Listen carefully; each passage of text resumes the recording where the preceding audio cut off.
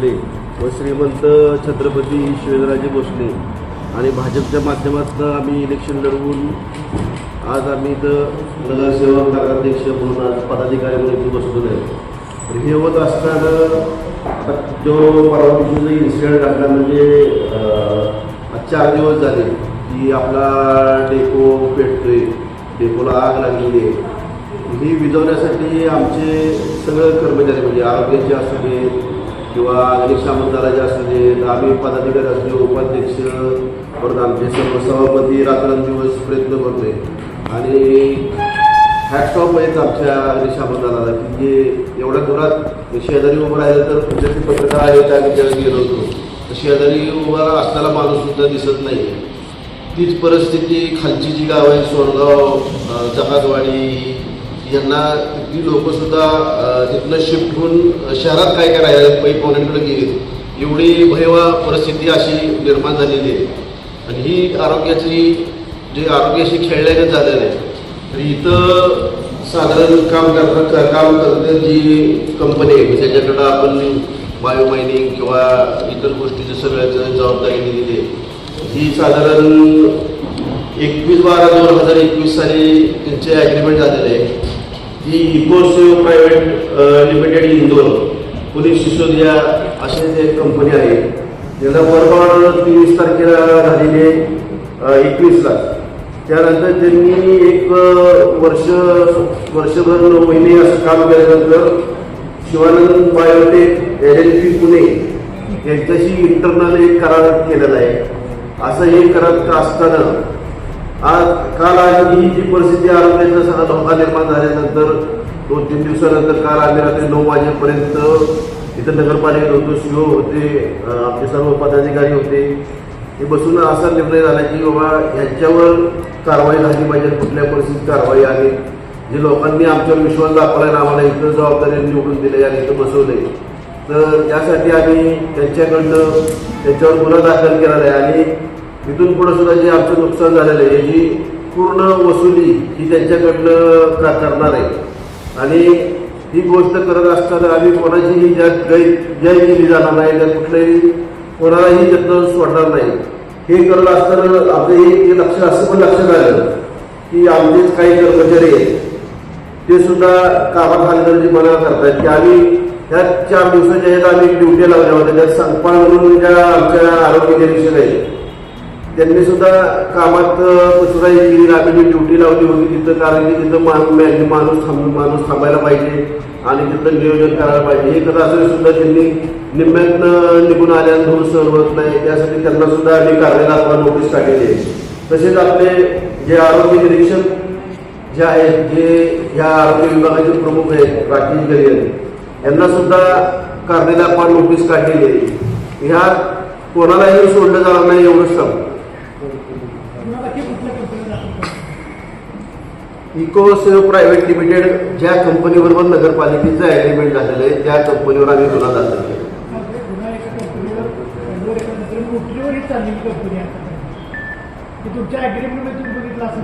हे सगळ्या गोष्टी ज्यावेळेस आत्ता ही परिस्थिती निर्माण झाली त्यानंतर आम्ही ह्या गोष्टी सगळ्या पाहिल्या आणि याला जबाबदार इकोसेव आहे. इकोसेवच्याच अकाउंटला पेमेंट जातं त्यामुळे तीच कंपनी जबाबदार आहे. काय नाही एक लक्षात घ्या, कचरा डेपोवरती सर्वसाधारण 80 ते 85 टन रोजचा कचरा गोळा होतो. आता एवढ्या कचऱ्याचं डिस्पोजल होण्यासाठी त्यावेळेस अशा स्वरूपाच्या कंपनीला आपण त्यावेळेस टेंडर काढून हे काम दिलं होतं. ज्या कंपनीला काम दिलं ती कंपनी हे काम करत होती. हे कंपनीला ते शक्य झालं नाही म्हणून त्यांनी दुसऱ्याला सबलेट केलं. आता हे सबलेट केलं हे कधी कळालं तर आज ज्यावेळेस आपण पेपर बघितली त्यावेळेस मधल्या 4 वर्षामध्ये प्रशासकीय कालखंड होतं. त्या प्रशासकीय कालखंडामध्ये त्या सबलेटची प्रक्रिया झाली. आज अध्यक्षांनी जे तुम्हाला नमूद केलेलं आहे की इकोसेव कंपनीवरती गुन्हा का दाखल केला तर नगरपालिकेनं अथॉराइज कंपनी म्हणून इकोसेव कंपनीला ते काम दिलेलं होतं आणि कंपनीनं जे सबलेट केलेलं आहे त्याला काही कुठल्या जनरल बॉडीची किंवा कुठल्या याची मान्यता घेतलेली नव्हती. तरीसुद्धा आज इकोसेव आणि त्यांच्यावर असणारे सहकारी अशा सर्वांच्यावरती आपण तो गुन्हा दाखल केलेला. त्याच्यामुळं गुन्हा दाखल करण्याच्या प्रक्रियेमध्ये कुठल्याही प्रकारची कुचराईच केली नाही. त्याचबरोबर ज्या कंपनीला आपण काम दिलं होतं ते काम काय त्यांनी करायचं होतं, तर तिथं येणारा कचरा त्याचं डिस्पोजल करणे, त्याची विल्हेवाट लावणे, हे त्यांच्याकडे काम दिलेलं होतं. तर हे काम त्यांनी केले नाही. जसं अध्यक्षांनी अध्यक्षपदाचा कार्यभार स्वीकारला त्यानंतर वेळोवेळी आम्ही कचरा डेपोवरती जात होतो सर्वजण. त्या कंपनीला आम्ही त्यावेळी सूचना करत होतो की तुमच्या कामामध्ये जेवढा कचरा तुमच्याकडे कलेक्ट होतोय त्या प्रमाणामध्ये त्या कचऱ्यावरती प्रक्रिया करून त्याची खतनिर्मितीची प्रक्रिया असेल किंवा त्याच्या लँडफिलिंगची प्रक्रिया असेल ते तुमच्याकडनं पूर्ण होत नाही, तर तुम्ही तातडीने करा. या संदर्भात वेगवेगळ्या स्वरूपाच्या नोटिसा लेखी आणि तोंडी स्वरूपाच्या आम्ही त्यांना दिलेल्या होत्या. मात्र ह्या दीड महिन्यामध्ये त्यांच्याकडनं त्या प्रमाणात कामकाज झालं नाही. बऱ्याच वेळा त्यांच्याकडनं आम्हाला असं सांगितलं जायचं की आमची मशीन बंद पडली, आमच्या मोटर्स बंद पडल्या, कधी कामगार त्यांचे अवेलेबल नाही, अशा स्वरूपाच्या त्यांच्या आम्हाला गोष्टी ऐकायला येत्या. तरी पण आम्ही त्यांच्यावरती कारवाई करण्यासाठी सुरुवात केलेली होती. दरम्यानच्या कालखंडामध्ये जो कचरा त्या ठिकाणी साठला जातो, आता उन्हाचे दिवस आहेत, उन्हाच्या दिवसामध्ये कचऱ्यामधून मिथेन क्रिएट होतो, फॉस्फरस क्रिएट होतो. हे ज्यावेळेस क्रिएट होतो हे क्रिएट झाल्यानंतर त्यातनं ज्वलनशील भाग निर्माण होतो आणि हा ज्वलनशील भाग असतो तो त्या संपूर्ण कचरा डेपोला पेटतो. आता हे जर आपण 3-4 वर्ष किंवा गेले 5-6 वर्षाचा विचार केला तर आपल्या लक्षात येईल की सातत्यानं अशा स्वरूपाच्या आगी या सोनगाव कचरा डेपोला लागेल. पण एवढ्या मोठ्या प्रमाणावरती भयानक आग ही कधी लागली होती, पहिल्यांदा अशा स्वरूपाची आग लागलेली. आणि ह्याला जबाबदार काय आहे तर प्रत्येक वेळेस त्याचं डिस्पोजल होणं हे शक्य होतं. मात्र ह्या कंपनीनं हलगर्जीपणा दाखवून त्यांचा नाकर्तेपणामुळं आज सातारकर आणि सातारा शहरालगत असणारी जी उपनगरं आहेत, जी काही गावं आहेत, ज्या गावांच्या जत्रा चालू आहेत, त्यांच्याकडे वेगवेगळ्या स्वरूपाचे कार्यक्रम चालू आहेत, पै पाहुणे त्या लोकांच्या घरी आलेले, अशा स्वरूपामध्ये ऐन जत्रेच्या कालावधीमध्ये अशा स्वरूपाची दुर्घटना घडवून मुद्दामून नगरपालिकेला आणि सत्ताधाऱ्यांना बदनाम करण्याचा हा षडयंत्र आणि डाव असू शकतो, अशा दृष्टिकोनातून हे काम केलेलं आहे. त्याच्यामुळं याच्यामध्ये कुणालाही हाईड करायचं नाही असं आमचं सर्वांचं ठरलेलं आहे. म्हणून अध्यक्ष आम्ही गेले 2 दिवस झाले सातत्यानं जशी मिटिंग घेतोय तशी सातत्याने आम्ही सकाळपासून रात्री 12-1 वाजेपर्यंत संबंधित ठिकाणी आम्ही भेट घेऊन आमच्या कर्मचाऱ्यांचं मनोबल वाढवण्यासाठी आम्ही प्रयत्नशील आहोत. त्या ठिकाणी वेगवेगळ्या स्वरूपाची यंत्रणा तिथं होतो. आज सातारा असेल, वाई असेल, महाबळेश्वर, त्याचबरोबर अजिंक्यतारा कारखाना, कुपलर या ठिकाणावर आपण त्यांच्या अग्निशामक दल मागवलेले. त्याचबरोबर आपण फायर फायटर आमचं स्वतःचा त्या ठिकाणी लागणारे पाण्याच्या आम्ही वाटपाच्या गाड्या बंद केल्या, त्या ठिकाणी पाण्याची व्यवस्था केली. आमच्या सातारा नगरपालिकेतनं पाणी पुरवठा जो सातारा शहरामध्ये केला जातो त्यातला काही भागाच्या लाईन आम्ही त्या बाजूला टाकले की जेणेकरून तातडीने तिथल्या तिथं पाण्याची अवेलेबिलिटी होईल आणि आग कशी विझेल याच्यावरती आपण कॉन्सन्ट्रेशन करतो. पण आत्ताच्या परिस्थितीमध्ये प्रचंड हीट आणि वारं ह्या दोन्ही गोष्टीमुळं आग कंट्रोल आणताना पहिले 3 दिवस आम्हाला त्रास झाला. आजची परिस्थिती बघितली तर 15 ते 20% आपण राहिलंय फक्त पोर्शन, आपण त्याच्यावरती बऱ्यापैकी यश मिळालं. मात्र हे होत असताना ज्या नागरिकांच्या जीवाला धोका निर्माण झाला, ज्यांना त्याचा त्रास होतो, हा सर्व त्रास होऊ नये. कारण ह्यातल्या सर्वाची महत्त्व तशी उन्हाळ्यामध्ये आग लागते तर हा कचऱ्याचं सॅच्युरायझेशन झालं तर ह्याचे सॅच्युरायझेशन हे पाणी त्याचं जे आहे ते जमिनीमध्ये मुरतं. ते जमिनीमध्ये मुरलेलं पाणी असतं त्याच्यापासून लिचेड क्रिएट. हा लिचेड एवढा डेंजर असतो की आजूबाजूच्या लोकांना भयानक प्रकारचे आजार होऊ शकतात. आणि हे सगळ्या गोष्टी भविष्यातले होणारे अशा स्वरूपाचे आजार हे होऊ नयेत ह्याच्यासाठी तातडीने अध्यक्ष साहेबांनी निर्णय घेतला. या संदर्भात संबंधित कंपनीने आपण कारवाई करणं अत्यंत आवश्यक आहे. म्हणून काल रात्री आम्ही या संदर्भात रितसर सातारा शहर पोलीस स्टेशनला, सातारा तालुका पोलीस स्टेशनला आम्ही गुन्हा दाखल केलेला आहे. गुन्ह्यानुसार त्या संदर्भातली चौकशी, त्या ठिकाणचा पंचनामा आज कंप्लीट झाला आहे. या संबंधात जे आमचे अधिकारी सुद्धा उशीर होते त्यांना सुद्धा याच्यामध्ये आम्ही एक्सक्यूज केलेलं नाही आणि करणार नाही. कारण हा 2-3 माणसाच्या जीवनाचा प्रश्न आहे तर हजारो लाखो लोकांच्या जीवनाचा प्रश्न आहे. त्याच्यामुळे अशा स्वरूपाचा आपण हा निर्णय घेतला आहे आणि हा निर्णय हा लोकांच्या हितासाठी आम्ही घेतोय.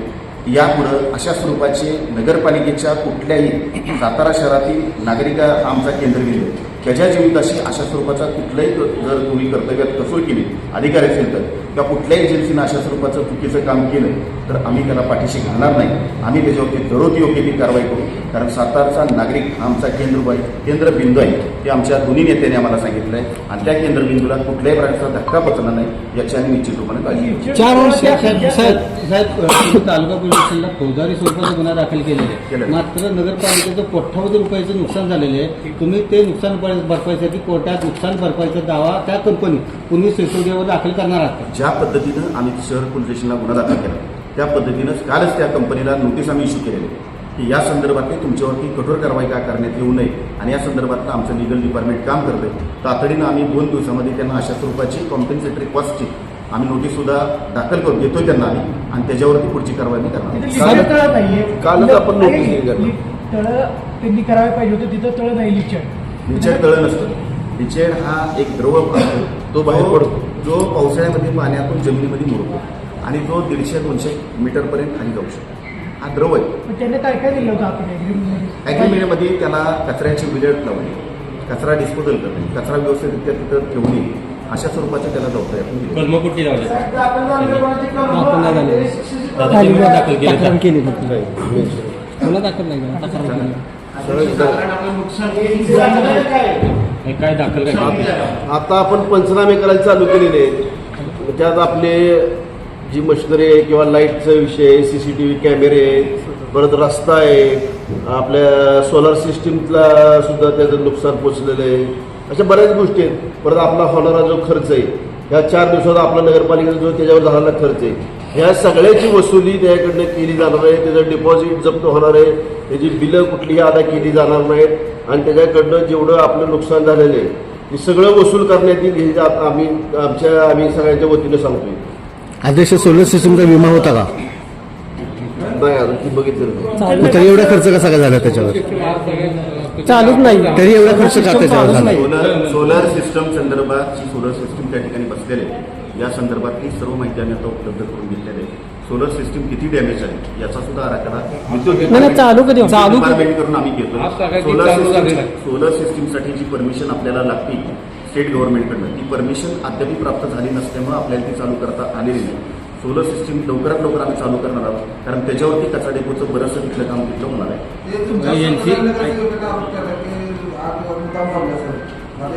ते आता आपण चौकशी आणि ती सगळ्या गोष्टी समोर तेवढ्यासाठी आपण फौजदारी स्वरूपाचा गुन्हा दाखल केलेला आहे. संजय पवार असतील, राजू गोरे असतील किंवा मुक्तालय लेवे असतील, या तिघांनी हा विषय एवढा गंभीर आहे की सगळ्यांनी मिळून हा केला पाहिजे. सगळ्यांचं म्हणणं जसं आमचं आहे तसंच त्यांचं आहे. त्यांनी ते पण निवडून आलेले, सगळ्यांच्या भावना एकत्र, लोकांना त्रास झालेला आहे. सगळ्यांना एकत्र बोलवा असं त्यांचं म्हणणं आहे सगळ्यांचं. आता कसं असतं, सगळे तुम्ही पण एकत्र येत नाही, कधी वेगवेगळ्या येतात, प्रत्येकाची मत वेगळे असतात. माणसं आहेत, माणसं असतात. अध्यक्ष, या 2 दिवसामध्ये सातारा बरोबर कोरेगावच्या कचरा डेपोला ते भारतीय न्याय संहिता 2023 287 270 271 324-4 शासकीय मिळकतीचं नुकसान करणे, शासकीय मिळकतीच्या नुकसानीबरोबर तिथल्या राहणाऱ्या लोकांचं शासकीय मिळकतीमधली असणाऱ्या ज्या इतर मोएबल इमोएबल प्रॉपर्टी त्यांचं नुकसान करणे, लोकांच्या जीविताशी असणाऱ्या दुर्घटना तुमच्याकडनं करणे. एवढे दिवस त्यांच्याशी पत्रव्यवहार करत होते तेव्हा त्यांना कळालं नाही तुम्हाला? 4 वर्ष पत्रव्यवहार करत होते त्यांना. आपल्याला येऊन 1.5 महिना झाला. नाही, पण नगरपालिकेला आल्यापासून त्यांना 2 नोटिसा आम्ही स्वतः दिल्यात. आम्ही स्वतः 2 नोटिसा दिल्यात आता. प्रशासक असताना प्रशासकांना कळालं नाही का पत्रव्यवहार करताना? ह्यांना कळालं नाही का की बाबा आपण एकाला ठेका दिला आणि त्यानं या संदर्भात संबंधित अधिकाऱ्यांनी त्यांच्या कर्तव्यामध्ये कसूर केली, त्यांनी नीट लक्ष दिलं नाही, त्याच्यामुळे ही गोष्ट निर्माण झाली. म्हणून त्यांच्या कर्तव्यात कसर केली, म्हणून त्यांच्यावरती सुद्धा आम्ही चार्ज ठेवून त्यांना कारणे दाखवा नोटीस आम्ही इश्यू केली. अध्यक्ष घनकचरा व्यवस्थापन सगळं सुरू असताना हा सगळा कारभार प्रशासकीय काळातला, हो. त्यामुळं तुमचं दायित्व तसं पाहिलं तर आता नाही आहे. म्हणून आम्ही सातारा नागरिकांना वारेवर सोडू शकत नाही. पण मुद्दा असा आहे की प्रशासकीय काळात झालेल्या गोष्टींचं ऑडिट करणं, त्यांची बिलं देयकं देणं, या सगळ्या गोष्टी करत असताना त्याचं कुठंतरी व्हेरिफिकेशन केलं का? नेमकं किती देयकं दिली गेलेली आहेत आतापर्यंत कोणतीही बिलं दिली गेली नाही आणि कुठल्याही बिला बाबतीत आम्ही निर्णय अद्याप घेतलेला नाही. आम्ही बिलं देण्यासाठी, बिलं काढण्यासाठी पदाधिकारी म्हणून आम्हाला नेत्यांनी बसवले नाही, तर सातारच्या लोकांची सेवा करण्यासाठी बसवलेलं आहे. ज्या ज्या गोष्टी यापूर्वी घडलेल्या आहेत, जी कामं यापूर्वी झालेली आहेत, आम्ही स्वतः अध्यक्ष आम्ही सर्वजण त्या संपूर्ण ज्या गोष्टी झालेल्या आहेत त्याची देखभाल केल्याशिवाय अशा स्वरूपाची कुठलीही बिलं अदा केली जाणार.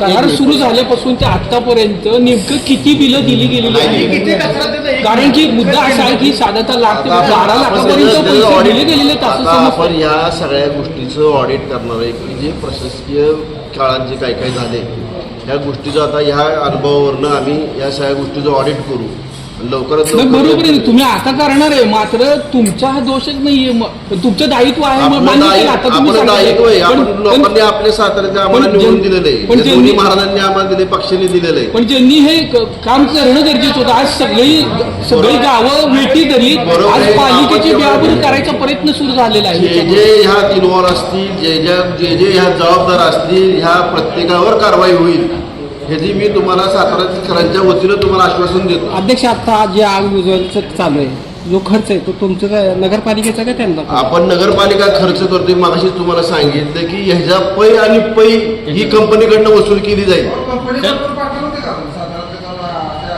तसं काय अजून पुढे समोर आलेलं नाही दादा. अध्यक्ष पण माझा एक महत्वाचा मुद्दा आहे.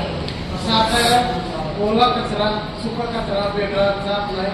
दुसरी गोष्ट तिथं गेलेल्या कचऱ्याचं कसं म्हणजे एकत्र जाताना महिन्याला एवढा कचऱ्याची विल्हेवाट होत असेल त्याचं काय ऑडिट झालंय आणि संबंधित तोच माझा प्रश्न होता. अजून ऑडिट झालेलं नाही. गाडीत फक्त ओला कचरा सुका कचरा एक लक्षात घ्या. एकत्र जातो कचरा कचऱ्याचं- पेट घेणारा कचरा कुठला कचऱ्याचं सेग्रिगेशन करणे हा सगळ्यात महत्त्वाचा विषय होता या टेंडरमध्ये. सेग्रिगेशन काय केलं जातं की ओला कचरा वेगळा केला जातो, सुका कचरा वेगळा केला जातो. ते कुठं केलं जातं तर ज्यावेळेस घंटागाडी तुमच्या दारामध्ये येते त्याच्यामध्येच त्याचं पार्टिशन करून त्याचे दोन विभाग केले जातात. मागच्या जर 1.5-2 वर्षाचा विचार केला आपण तर अशा स्वरूपाचं सेग्रिगेशन न होता डायरेक्ट कचरा तिथं येऊन डंप होता आणि हा डंप झाल्यामुळं कचराचं पाहिजे असं विल्हेवाट तिथं लावली गेली नव्हती. आता यापुढं या मार्चनंतर ज्या बाबी आम्ही आता करतोय यापूर्वीचे सर्व टेंडर आम्ही लवकरच कॅन्सल करतोय आणि अशा स्वरूपाचं सेग्रिगेशन करूनच कचरा डेपोवरती जाईल याचं नियोजन आम्ही करू. संबंधित कंपनी भंगार विक्रीचा व्यवसाय करत असल्याचं चित्र तिथं दिसतंय. कचरा घनकचऱ्याचं व्यवस्थापन झालंय कुठं? तेच सांगितलं. याच्यासाठीच आपण हे करतोय.